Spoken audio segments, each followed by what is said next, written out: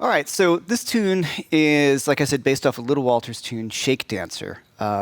It's a 12-bar blues. It's a little demanding because there's a lot going on and it doesn't stop, but there's all these great variations. We're going to check out 3 variations. Now, the first thing, it's just a 12-bar blues in E, so nothing crazy going on except for a little turnaround. So we run through the chords. You have basically E9 to A9, back to E9, B7 or B, A, E, then our turnaround, C9 to B9. Now, you could just play those chords and you'd be great. Okay, so that's one thing. Just if you're not familiar with those chords and playing over 12 bar, do that first. Just play along with the tune without playing what I did. Just play the chords. Okay, so let's talk about the right hand first. We're going to see this a lot and is really, I would say, almost as, or if not more important than the left hand, if that makes sense. The tune, one, the shuffle, right? And if you watch my right hand,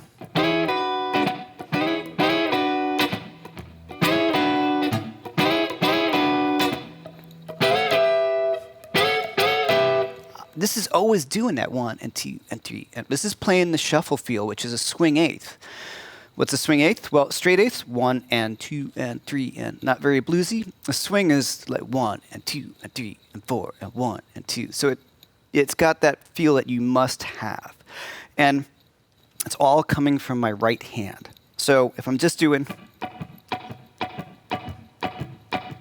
hear it? As opposed to straight eighths, swing. So get that. So now what I start doing throughout the whole song is I'm really kind of plugging in the left hand while the right hand continues to carry through on that groove. An important thing, I look at it as like an old record kneel, where I'm playing the notes that I want to grab with the right hand doing the swing eighths, and then when I don't want, I just lift up. But I keep it going. That will keep the groove moving. Watch anybody play, from Stevie Ray Vaughan, Robin Ford, all these guys. Watch that right hand, all these blues guys. This is always going, because this is keeping the time. Because if I went, never feels right as opposed to, even if you have the time right, you're going to probably be off by a little bit. By keeping this going, you're keeping the groove going. Okay, so we're going to come across this a lot. So let's talk about the tune. So first chord's E9, basically, E7. But we're going to play E9. And instead of playing a full E9, I'm going to play this little move here. I'm using the upper part of my E9 chord. But if you notice, as I was playing the song, it looks like I'm playing E9, but I'm not actually playing the whole thing. 2 reasons for that. 1, it's easier to think this than this. To me, I'm just thinking of that. And also, it gives me, when I have my other 2 fingers down like this and my thumb, I'm muting the lower strings. So when I'm doing this right hand thing, I'm not worried about all these notes ringing out because I'm muting them with my left. Because, I can't be so accurate with that right hand if I'm doing this big right hand motion, right? So the muting is very, very, very important. All right, so look, I'm taking the top 3 notes of an E9 chord, just barring across the top 3 frets on the top 3 strings on the 7th fret. Slide it up. Now here's the trick on that. It starts on the 2nd beat. 1.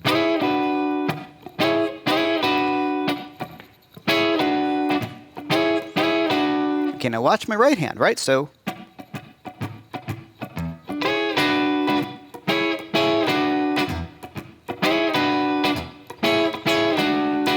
right? So I did throw that in there so you could hear where that downbeat was, but that's the right hand that's keeping the sound. Take the same exact move up to 12th fret for the A9 chord.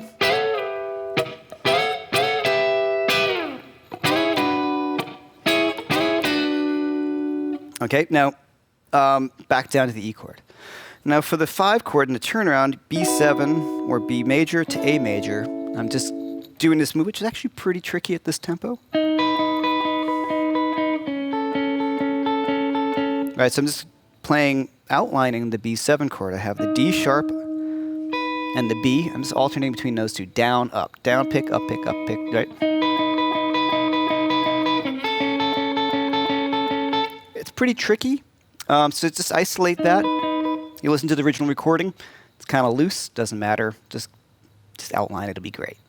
The turnaround at the very end, I have a little single note line. So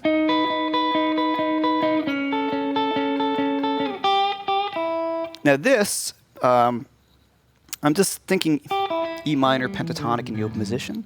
I'm bending my G here just a hair to the open E string. The trick on this bend is to not release the bend. Don't do that. Keep the bend going. Stop the bend with the pick hand. When you pick it again, always bring the bend up because you're alluding to this G sharp, but we don't want to play the G sharp. You want to get a bluesy sound by tweaking that third.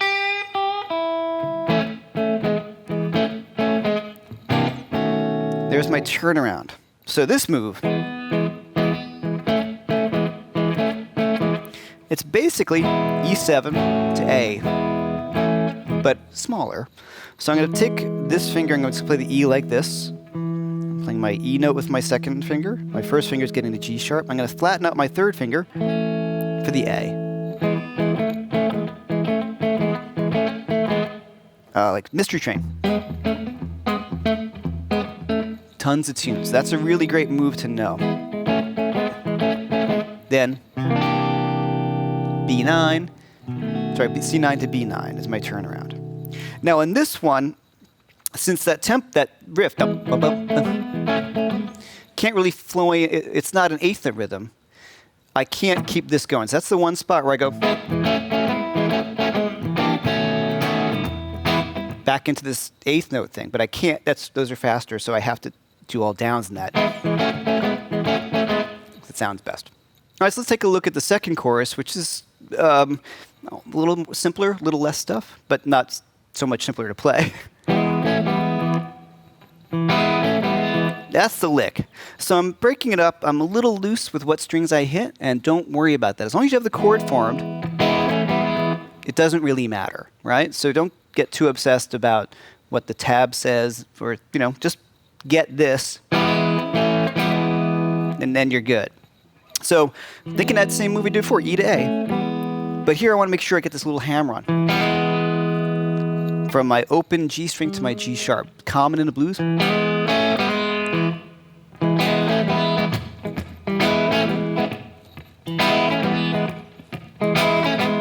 Right? So that's the move. And you watch the right hand's doing that same thing, like stirring that pot.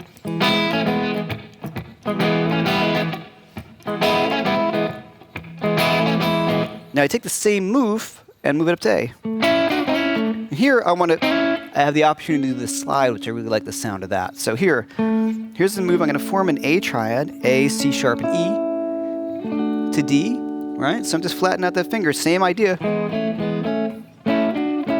And instead of doing the trill or the hammer-on, I can get the slide, which I really like. So I have the C and E flat, and just bring it up like that. So we've got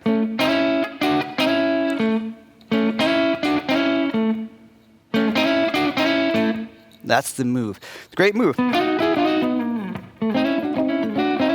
Definitely a move you want to get under your fingers. The turnaround's the same as before, so let's not run over that again, right?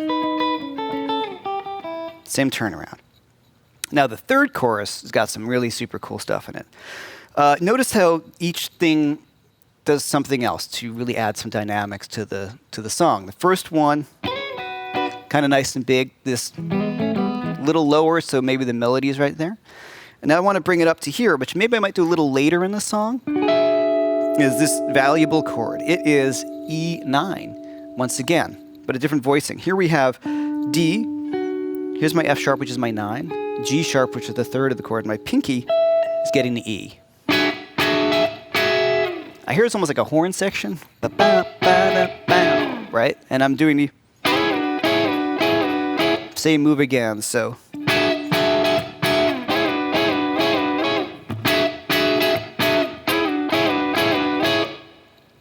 All right, so that chord, super important. We're going to come across it a lot. Now, A9 or A7 up here, great voicing. We're going to come across this a lot too.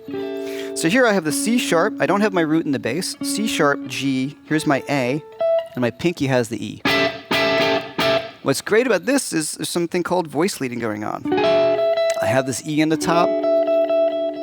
The G sharp moves up to the A, the F sharp moves up to the G, and the D moves back down to the C sharp. So in simpler terms, there's a lot of voices that some stay the same and some move very a half step or a whole step to get to the next note. So it really sounds great. Then,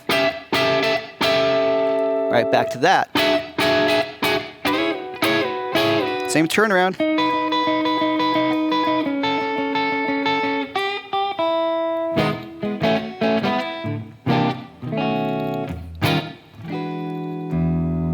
So that's Shake Dancer. Like I said, listen to the original. There's even more variations on what I was doing there.